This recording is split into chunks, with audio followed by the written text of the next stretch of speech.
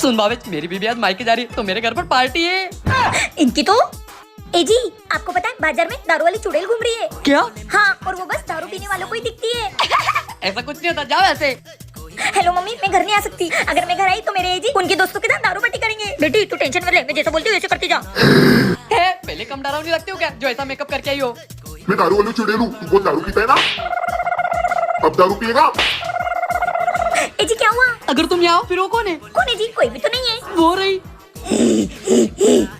कोई नहीं है। oh, no. डर गए मेरे पति, अब जाऊंगी सुकून से मायके। ए जी मैं मायके जा रही हूँ, बाय।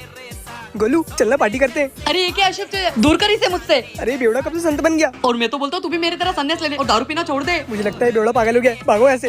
ये समझ चका है मेरे पति को। तेरी जुड़वा बहन के बारे में तेरे पति को नहीं पता है। हाय दीदी। आजा जा, माँ ने तुझे बता दिया ना कि तुझे क्या करना है। माँ ने मुझे सब समझा दिया है। आज तो मजा आ गया मेरे पति को पागल बना के।